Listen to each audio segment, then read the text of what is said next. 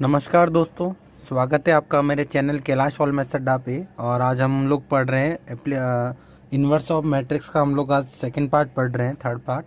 ठीक है, first part में हम लोगों ने बेसिक पढ़ा, सेकंड पार्ट में हम लोगों ने कुछ क्वेश्चंस किए, और थर्ड पार्ट में आज हम कुछ बाकी के जो इम्पोर्टेंट क्वेश्चंस है वो करेंगे, और कुछ थोड़ा सा हम लोग बेसिक थ्योरी भी पढ़ने वाले हैं। ठीक है, चलिए हम पहले कुछ क्वेश्चंस कर लेते हैं। प्रीवियस जो हमारा कंसेप्ट था उसी के बेस पे जो हम लोग थ्योरी पढ़ा था उसके ऊपर।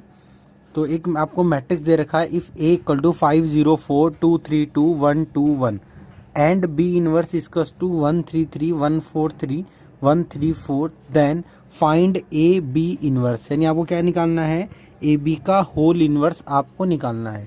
ए बी का आपको क्या निकालना है, होल इनवर्स आपको निकालना है। तो we know that A B का होल इनवर्स जो होता है वो आपका बी इनवर्स ए इनवर्स के इक्वल होता है।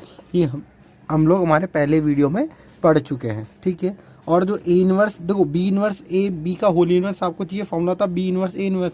बी इनवर्स आपको क्वेश्चन में ही दे रखा है, बी इनवर्स आपको क्वेश्चन में ही दे रखा है। आपको क्या निकालना है, ए इनवर्स निकालना। तो ए इनवर्स का फॉर्मूला क्या हो जाएगा, 1 upon determinant of A into adjoint of A. तो सबसे पहले हम लोगों ने क्या कर लिया, डिटर्मिनेंट ऑफ ए निकाल लिया। सबसे पहले हम लोगों ने क्या कर लिया, डिटर्मिनेंट ऑफ ए निकाल लिया। तो हम लोग क्या कर लेंगे, ए इनवर्स का फॉर्मूला होता है 1 upon determinant of A into adjoint A. तो determinant of A equal to, हम लोग इसको सॉल्व कर लेंगे, 5 0 4 2 3 2 1 2 1 को एक्सपेंड कर देंगे फर्स्ट रो के रेस्पेक्ट में। तो हमारे पास डिटर्मिनेंट ऑफ ए कितना आ जाएगा, हमारे पास निकल के -1। डिटर्मिनेंट ऑफ ए कितना आ गया, -1। तो अगर हमारा डिटर्मिनेंट ऑफ ए अगर नॉट इक्वल टू 0 होता है तभी हमारा इन्वर्स जो होता है वो क्या होता है, एग्जिस्ट होता है। ठीक है, इसलिए इन्वर्स हमारा निकल जाएगा। तो अब इन्वर्स निकालने के लिए हमको पता है कि एडजॉइंट ए चाहिए, और एडजॉइंट ए के लिए हमको क्या करना पड़ेगा, कोफैक्टर निकालने पड़ेंगे। क्या निकालना पड़ेगा, कोफैक्टर हम लोगों को निकालना पड़ेगा। तो हम लोग क्या करें, कोफैक्टर और मैट्रिक्स से निकाल रहे हैं, A11 इक्वल टू M11, यानी फर्स्ट रो फर्स्ट कॉलम को छुपाएंगे। तो फर्स्ट रो फर्स्ट कॉलम को छुपाएंगे तो हमारे पास ये 3 2 2 1 करके निकल जाएगा। हमारे पास 3 माइनस 1 कितना, -1। ऐसे अगर A12 निकालेंगे तो -M12, ये मैं 4 चैप्टर पूरा पढ़ चुके हैं हम लोग, वहाँ निकाल चुके हैं ना। -2 2 1 1 करके निकालेंगे तो ये आ गया 0। ऐसे A13 निकालेंगे तो ये कितना आ जाएगा, 1। A21 हमारा आ गया 8, और A22 हमारा कितना आ गया, 1 निकल के आ गया। ठीक है, नेक्स्ट हम लोग चलते हैं। तो नेक्स्ट के लिए देखो, ऐसे ही आपके पास में A23 जो होगा वो -10 हो गया, A31 आपका -12 हो गया, A32 आपके पास में -2 हो गया, और A33 आपके पास में कितना हो गया, 15 हो गया। ठीक है, अब हम लोग क्या करेंगे, मैट्रिक्स ऑफ कोफैक्टर बनाएंगे। क्या बनाएंगे, मैट्रिक्स ऑफ कोफैक्टर। ठीक है, मैट्रिक्स ऑफ कोफैक्टर बनाएंगे। तो AIJ ये आपके पास क्या होगी, कोफैक्टर की मैट्रिक्स हो गई। ये आपके पास क्या हो गई, कोफैक्टर की क्या हो गई, एक मैट्रिक्स हो गई, और हमने ये सारी वैल्यू यहाँ पे रख दी। अब आपको पता है कि एडजॉइंट ए क्या होता है, कि जो भी हमारे पास कोफैक्टर की मैट्रिक्स आती है उसका क्या कर देते हैं हम लोग, ट्रांसपोज कर देते हैं। तो हम लोग क्या करेंगे, इसका ट्रांसपोज कर देंगे। तो एडजॉइंट ए हमारे पास क्या आ जाएगा, -8 ये था, हमने इसका ट्रांसपोज कर दिया तो ये आ गया। तो ये हमारे पास एडजॉइंट ए हो गया। क्या हो गया, एडजॉइंट ए हो गया। अब आपको बताइए ए इनवर्स कितना होता है। तो ए इनवर्स आपके पास होता है 1 upon determinant of A into adjoint A. तो देखो ए इनवर्स ये रहा, डिटर्मिनेंट ऑफ ए की वैल्यू -1 है, एडजॉइंट एज इट इज हो गया। अब -1 था तो माइनस से हम लोग अंदर मल्टीप्लाई कर देंगे, जो पॉजिटिव होगा वो नेगेटिव, और जो नेगेटिव होगा वो पॉजिटिव। तो ये आपके पास क्या आ गया, ए इनवर्स। अभी आपको क्या निकालना है, ए बी का होल इनवर्स निकालना है। तो फॉर्मूला उसका क्या हो जाएगा, बी इनवर्स इंटू में A inverse, B inverse into में ए इनवर्स। तो हमारे पास देखो बी इनवर्स हमारे पास ये है। ठीक है, जो हमारे पास गिवन था, और ए इनवर्स हम लोगों ने अभी जस्ट पीछे निकाला था। ये बी इनवर्स हो गया, ये ए इनवर्स हो गया। तो ए बी का इनवर्स कैसे निकलेगा, B inverse into A inverse. तो पहले बी इनवर्स आ गया और फिर आपका ए इनवर्स आ गया। तो सिंपल आपको मल्टीप्लाई करना है, तो यहाँ से रूल लेना है, यहाँ से क्या लेना है, कॉलम लेना है। तो ये हम लोग मैट्रिक्स में पढ़ चुके कैसे मल्टीप्लाई करना है। तो आप सिंपल मल्टीप्लाई कर लोगे तो आपके पास ए बी इनवर्स कितना निकल के आ गया, ये आपका क्या हो गया दोस्तों, आंसर हो गया। तो मल्टीप्लाई करना आप आसानी से कर सकते हो, कि हम पिछले वीडियो में हम लोग पढ़ चुके हैं कि हम लोग मल्टीप्लाई कैसे करते हैं। ठीक है, वापस बता दे रहा हूँ, रो से कॉलम चलना है। तो यहाँ पे 1 इस 1 से मल्टीप्लाई होगा, फिर 3 0 से, फिर 3 -1 से, फिर 1 -8 से, फिर 3 -1 से, 3 10 से, फिर 1 12 से, 3 2 से, 3 -15 से, ऐसे आपको पूरा मल्टीप्लाई कर लेना है। तो ये आपका क्या हो गया, आंसर हो गया। ठीक है, अब हम लोग नेक्स्ट क्वेश्चन पे चलते हैं। तो नेक्स्ट क्वेश्चन हमारे पास ये इंपॉर्टेंट क्वेश्चन है ये भी। ठीक है, if A equal to 1 tan alpha -tan alpha 1, then prove that A transpose into A inverse equals to cos two alpha minus sine two alpha sine two alpha into में cos two alpha. ठीक है, तो आपको ये ए दे रखा है और आपको प्रूव करना है कि ए ट्रांसपोज इंटू ए इनवर्स किसके इक्वल होगा, इसके इक्वल होगा। ठीक है, तो आपको बताइए ए आपको दे रखा है, आपको ए ट्रांसपोज चाहिए, आपको क्या चाहिए, ए ट्रांसपोज चाहिए। तो हम लोगों ने क्या किया, ए ट्रांसपोज कर दिया, तो इसका ट्रांसपोज करूंगा तो ए ट्रांसपोज आ जाएगा। तो ये रो थी, इसको कॉलम बना दिया, ये रो थी, इसको कॉलम बना दिया, फर्स्ट इक्वेशन हो गई।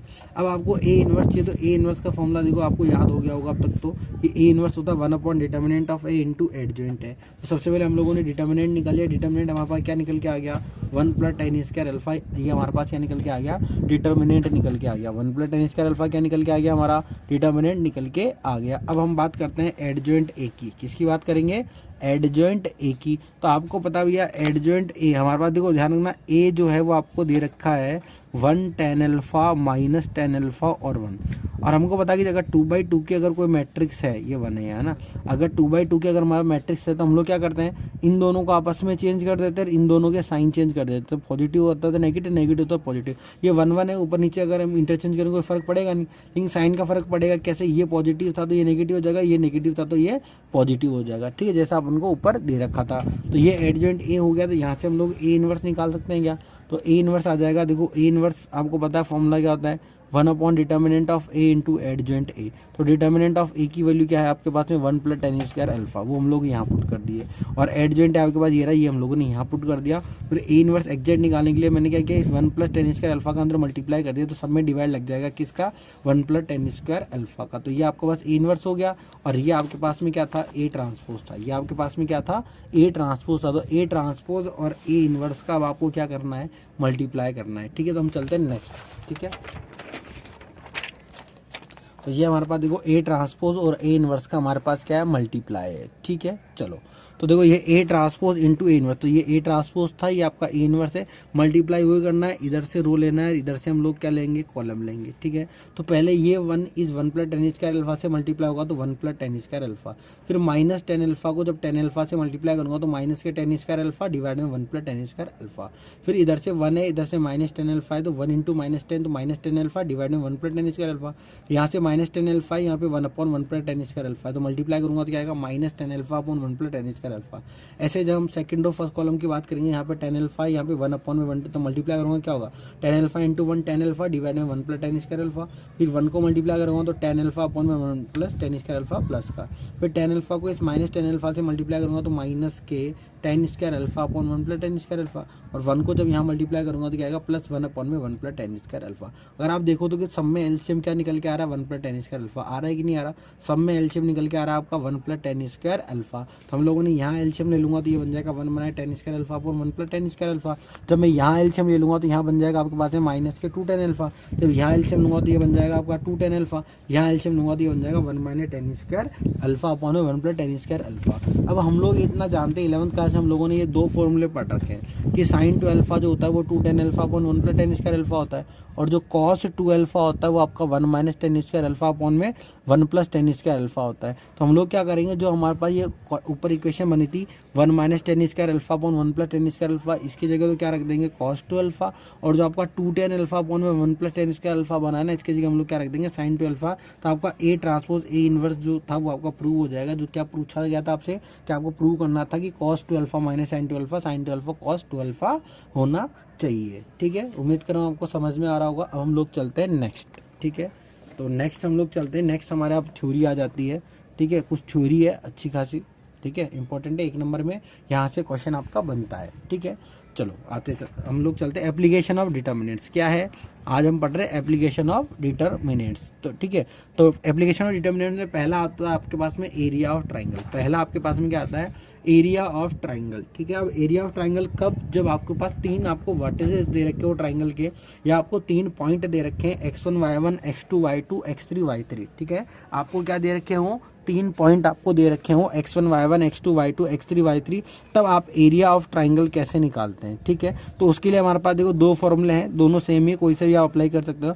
एक आपके पास में del equal to 1/2 x1 y1 1 x2 y2 1 x3 y3, ये मैंने रो में लिखा, आप रो में ना लिख के कॉलम में भी लिख सकते हो, तो कोई फर्क नहीं पड़ेगा, आपका आंसर जो रहेगा वो बिल्कुल सेम आएगा। आप चाहो तो ये यूज़ कर लो, चाहे आप ये यूज़ करो, आप रो में भी लिख सकते हो, आप कॉलम में भी लिख सकते हो, कैसे भी आप उसको मैनेज कर सकते हो, ये आपके ऊपर डिपेंड करता है, ठीक है। अब हम लोग नेक्स्ट चलते हैं आगे। तो हमने एक एग्जांपल ले लिया कि हमने वर्टिसेस ले लिए, 3 वर्टिसेस आ गए। तो ये हमारे पास x1 y1 है, ये हमारे पास x2 y2 है, ये हमारे पास x3 और y3 है, ठीक है। तो फॉर्मूले के अकॉर्डिंग हमारे पास क्या है, x1 y1 1 x2 y2 1 x3 y3 बाहर हाफ है। तो देखो x1 y1 4 6 1 0 4 1 6 2 1, एक्सपेंड कर दिया फर्स्ट रो के रेस्पेक्ट में, एक्सपेंड कर दूंगा फर्स्ट रो के रेस्पेक्ट में, तो एरिया हमारे पास क्या निकल के आ जाएगा, एरिया हमारे पास निकल के आ जा रहा है कितना, 10 square unit. 10 square unit expand करना आपको आता है, इसलिए मैं इसको डायरेक्ट ले रहा हूँ, ठीक है, ताकि वीडियो हमारा ज़्यादा लंबा ना हो। तो ये हमारे पास था एरिया ऑफ ट्राइंगल, जो था वो फर्स्ट पॉइंट था किसका, एप्लीकेशन ऑफ डिटर्मिनेंट का, ठीक है। अब हम लोग चलते हैं पार्ट इसके सेकंड पे कि सेकंड में क्या पूछा जाएगा, ठीक है। तो ये हमारे पास क्या है, अब सेकंड है आपके पास, सेकंड है क्या, कंडीशन ऑफ को लीनियरिटी ऑफ 3 पॉइंट, कि 3 पॉइंट है आपके पास x1 y1 x2 y2 x3 y3, ये क्या हो, को लीनियर हो, यानी कि कोलिनियर का मतलब होता है एक ही लाइन में ये तीनों पॉइंट हो, ए बी सी, ये ए पॉइंट मान लो, ये बी पॉइंट मान लो, ये आप सी पॉइंट मान लो, तो ये तीनों पॉइंट जो है वो एक ही लाइन में, ये आपको प्रूव करना है। तो सीधी सी बात है, जब तीनों पॉइंट एक लाइन में होंगे तो कभी भी ट्राइंगल नहीं बनेगा, जब ट्राइंगल नहीं बनेगा तो ट्राइंगल का जो एरिया होगा वो हमेशा क्या आएगा, 0 आएगा। तो इसीलिए हम लोगों ने क्या कर लिया, अगर ये तीनों पॉइंट कोलिनियर होंगे तो एरिया ऑफ ट्राइंगल कितना होगा, 0, एरिया ऑफ ट्राइंगल कितना होगा, 0। तो मैं यहाँ से 1/2 को मैंने 0 में डाल दिया, तो मेरे पास जो फॉर्मूला बना या जो कंडीशन बनी वो क्या बन गई है कि अगर मेरे पास 3 पॉइंट कोलिनियर होंगे तो x1 y1 1 x2 y2 1 x3 y3 1 की जो डिटर्मिनेंट की वैल्यू आएगी वो क्या आएगी, 0 आएगी, क्या आएगी, 0 आएगी। ऐसे हम लोग चलते हैं थर्ड पॉइंट के ऊपर। थर्ड पॉइंट हमारा क्या है कि equation of a line passing through 2 points, let 2 points are x1 y1 and x2 y2, यानी कि आपसे पूछा गया है equation of a line passing through 2 point, यानी 2 पॉइंट से पास होने वाली लाइन की इक्वेशन आपसे पूछी गई है, 2 पॉइंट से पास होने वाले लाइन की इक्वेशन आपसे पूछी गई है। तो 2 पॉइंट से पास होने वाली लाइन की इक्वेशन जो है, 2 पॉइंट से पास होने वाले लाइन की इक्वेशन, तो भैया उसके लिए फॉर्मूला जो आपके पास बनेगा, ध्यान रखना, एक पॉइंट आपको यहाँ पे खुद को इमेजिन करना पड़ेगा x और y। ऐसा क्यों करना पड़ेगा कि लाइन जो होती है वो हमेशा क्या होती है, वेरिएबल फॉर्म में होती है। किस फॉर्म में होती है, वेरिएबल फॉर्म में, ठीक है, यानी x और y उसमें वेरिएबल होता है, ठीक है। और x1 y1 x2 y2 यहाँ पे फिक्स्ड पॉइंट होंगे, तो फिक्स्ड पॉइंट से कभी भी लाइन आप नहीं बना सकते, क्योंकि लाइन जो होती है वो इनफाइनाइट तक जाती है, ठीक है ना। इसीलिए आपको यहाँ पे कुछ ना कुछ वेरिएबल मानना पड़ेगा। तो थर्ड पॉइंट के रेस्पेक्ट में मैं क्या मान लेता हूँ, एक वेरिएबल मैंने एज्यूम कर लिया, तो यहाँ से मेरा फॉर्मूला बन जाएगा x1 y1 1 x2 y2 1। अब ये जरूर नहीं कि मैंने x y यहाँ लिखा, आपकी मर्जी है, आप इसको कहीं भी लिख सकते हो। आप इसको क्या लिख सकते हो, आप इसको सेकंड में भी लिख सकते हो रो में, आप चाहो तो इसको आप थर्ड रो में भी लिख सकते हो, ठीक है ना, आप इसको थर्ड रो में भी लिख सकते हो, आपका आंसर पे कोई इफेक्ट नहीं पड़ेगा, आंसर आपका बिल्कुल सेम आएगा। तो आप कहीं पे भी लिख सकते हो, आपको घबराने की जरूरत नहीं है। तो equation of line passing through 2 points आपको क्या करना पड़ेगा, एक पॉइंट x और y आपको खुद मानना पड़ेगा। क्यों मानना पड़ेगा वो मैंने आपको बता दिया, क्योंकि लाइन हमेशा वेरिएबल फॉर्म में होती है, कॉन्स्टेंट फॉर्म में नहीं होती, और पॉइंट्स हमेशा आपका कॉन्स्टेंट फॉर्म में होते हैं। दैट्स वाई हम लोगों ने यहाँ पे x और y जो है एक पॉइंट जो माना वो मैंने वेरिएबल फॉर्म में माना, ठीक है। अब हम आगे बहुत इंपॉर्टेंट चीज़ पढ़ने वाले हैं, बहुत इंपॉर्टेंट, ठीक है, और क्योंकि क्वेश्चन एग्जाम में उसी से ही आता है, ठीक है। अब देखो इसके ऊपर एग्जाम्पल आप देख सकते हो। एग्जाम्पल यहाँ आपके पास में क्या है, एग्जाम्पल है यहाँ देखो, 2 पॉइंट आपको दे दिए 1 2 और 3 4, तो मैं इसको x1 लिख लूँ, y1 लिख लूँ, ये x2 और ये आपका क्या हो गया, y2 हो गया। अब वही फॉर्मूला हमारे पास x y1 मानते ही है थर्ड पॉइंट, तो x y1 ये रहा, x1 y1 1 x2 y2 1। Determinant को सॉल्व करेंगे तो देखो ये आ गया आपका x रखा 2 - 4 माइनस y रखूंगा तो आ जाएगा 1 - 3 और 1 रखूंगा तो 4 - के 6 आ गया। सॉल्व करूँगा तो -2x + 2y -2 = 0, -2 कॉमन ले लिया, x - y + 1 = 0, -2 को उठा के 0 में डाल दिया, तो आपके पास इक्वेशन क्या बन गई, इक्वेशन ऑफ लाइन बन गई। देखो आपके पास x - y + 1 = 0, ठीक है। अब हम लोग बहुत इंपॉर्टेंट चीज़ पढ़ने वाले हैं एग्जाम पॉइंट ऑफ व्यू से। आपका जो 101% जो क्वेश्चन आता है, ठीक है, 100 या 100 नहीं बोलूँगा मैं, 95% बोल सकता हूँ, है ना। 95% चांस जो होता है डिटर्मिनेंट में वो इसी फॉर्म से आपको क्वेश्चन आने के चांसेस होते हैं, ठीक है। चलो ये जो है आपका सॉल्यूशन ऑफ सिस्टम और लीनियर इक्वेशन, यहीं से 95% आपका चांस है कि यहीं से आपका क्या बनेगा, क्वेश्चन आपका बनेगा, ठीक है। तो आपके पास क्या है, एक सिस्टम और लीनियर इक्वेशन, यानी एक लीनियर इक्वेशन होगी, उसको आपको क्या करना है, सॉल्व करना है। क्या करना है, सॉल्व करना है। तो इस सॉल्व करने के भी दो तरीके, एक हमारे पास होता है क्रैमर रूल। क्या होता है, क्रैमर रूल बोल दो, या फिर आप इसको डिटर्मिनेंट मेथड बोल सकते हो। क्या बोल सकते हो, डिटर्मिनेंट आप मेथड बोल सकते हो, डिटर्मिनेंट मेथड। क्या बोल सकते हो, डिटर्मिनेंट मेथड आप इसको बोल सकते हो, ठीक है। तो हम लोगों ने यहाँ पे क्या मान लिया, एक 3 वेरिएबल की हम लोगों ने क्या मान ली, 3 इक्वेशन मान ली। a1x plus b1y plus c1z equal to d1, a2x plus b2y plus c2z equal to d2, a3x plus b3y plus c3z equal to d3। हम लोग क्या मान लिया, 3 वेरिएबल के अंदर हम लोगों ने इस इक्वेशन को अज्यूम कर लिया। तो यहाँ से आपको क्या करना है, सॉल्व करना है। क्या करना है, सॉल्व करना है। तो सॉल्व करने के लिए देखो आपको दिख रहा है कि x आपको वेरिएबल क्या है, एक्स वाई जेड, आपको एक्स वाई जेड ही निकालना है। तो ध्यान रखना, x निकलता है del 1 अपॉन del से, y निकलता है del 2 अपॉन del से, और z निकलता है आपका del 3 अपॉन del से। x आपका निकलेगा del 1 अपॉन del, y निकल रहा है del 2 अपॉन del, और z आपका निकल रहा है del 3 अपॉन del से। अब बात करते हैं del क्या है। तो del आपके पास क्या है, जो x, y और z के जो कोफिशिएंट है ना, वही आपके क्या है, del है। आप इसको किस फॉर्म में लिख सकते हो, मैट्रिक्स फॉर्म में आप इसको लिख सकते हो, ठीक है। तो आपका ये देखो, तो x के कोफिशिएंट मैंने एक साथ लिख लिए, फिर y के कोफिशिएंट लिख लिए, फिर आपने z के कोफिशिएंट लिख लिए, वो आपका बन गया del। क्या बन गया, del बन गया। क्या बन गया, del, ठीक है। यानी एक्स वाई जेड के कोफिशिएंट लिख लिए, वो आपका del बन गया। अब बात करते हैं del 1 की। तो del 1 हम किसके लिए निकाल रहे हैं, तो del 1 किसके लिए निकाल रहे हैं हम लोग, x के लिए। तो जो x के कोफिशिएंट है a1, a2, a3, इनकी जगह आपके पास क्या होंगे, जो इक्वल टू में d1, d2, d3 वो आ जाएगा। ये आ गया देखो, d1, d2, d3, बाकी आपका एज इट इज है b1, b2, b3, c1, c2, c3। ऐसे del 2 की बात करूँगा तो del 2 मैं किसके लिए निकाल रहा हूँ, y के लिए। और y के कोफिशिएंट क्या होने हैं यहाँ पे, b1, b2 और b3। y के कोफिशिएंट क्या है यहाँ पे, b1, b2 और b3। y का कोफिशिएंट क्या है, b1, b2 और b3। तो हम क्या करेंगे यहाँ पे, y के कोफिशिएंट की जगह क्या आ जाएगा, b1, b2, b3 की जगह आ जाएगा d1, d2, d3, बाकी है तो a1, a2, a3, c1, c2 और c3।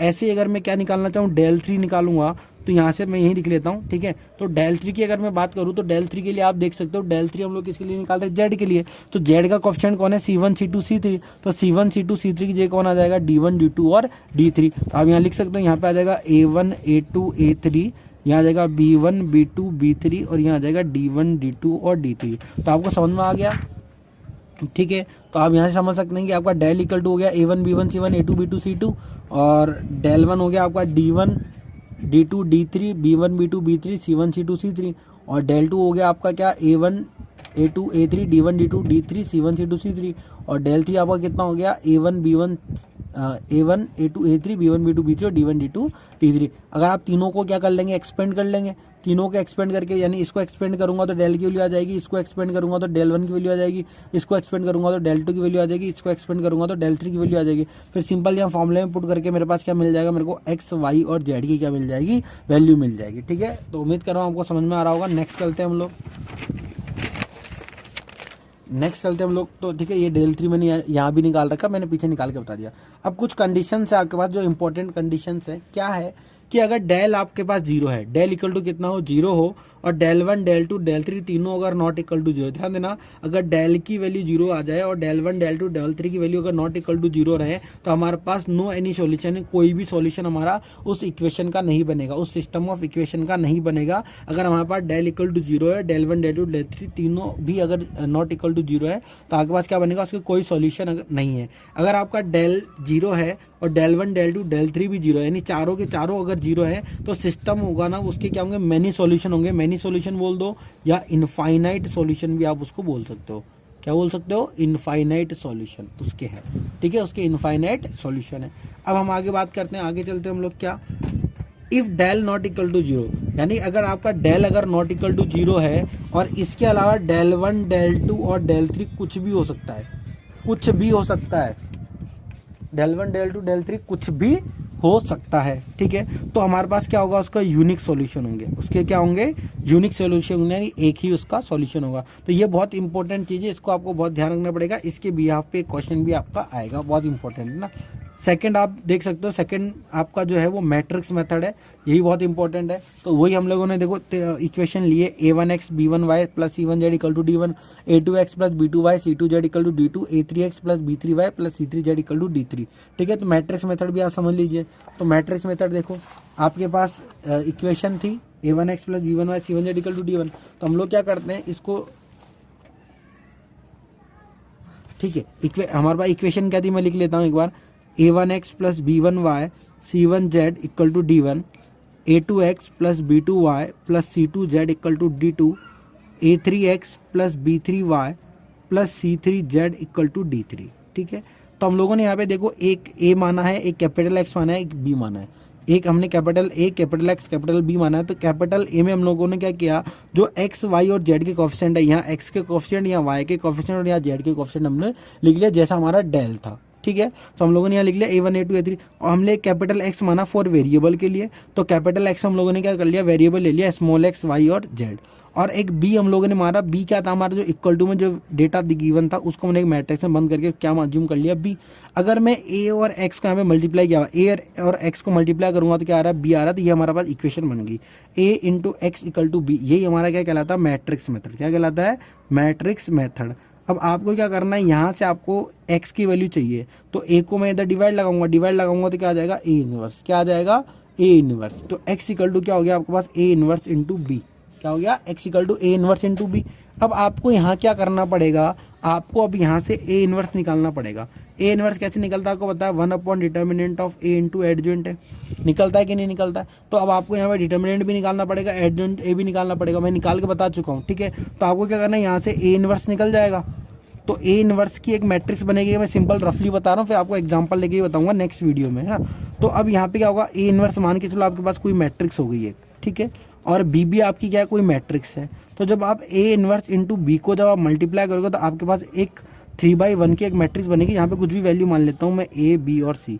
ठीक है ना, कुछ भी मान लेता हूँ, 1 2 3 मान लिया। मान लो कि a इनवर्स इंटू बी का जो रिजल्ट आया वो कितना निकल के आया, 1 2 3 निकल के आया। तो यहाँ पे आपके पास कैपिटल X इक्वल टू कितना आएगा, 1 2 3। और कैपिटल X को हम लोगों ने माना क्या था, स्मॉल x y z। तो यहाँ से हम कंपेयर करके x की वैल्यू बता सकते हैं कि 1 है, y की वैल्यू बता सकते हैं कि 2 है और z की वैल्यू बता सकते हैं कि कितनी है, 3 है। ठीक है, तो ऐसा हम लोग इस क्वेश्चन को हम लोग करेंगे। तो इसका अभी तो मैंने सिर्फ थोड़ा सा बेसिक बताया, इसका क्वेश्चन हम लोग नेक्स्ट वीडियो में लेके आएंगे। तो आज के लिए इतना ही था। अगर अच्छा लगा हो तो शेयर करें, लाइक करें और सब्सक्राइब करें चैनल को। ठीक है, आज के लिए इतना ही था। Thank you.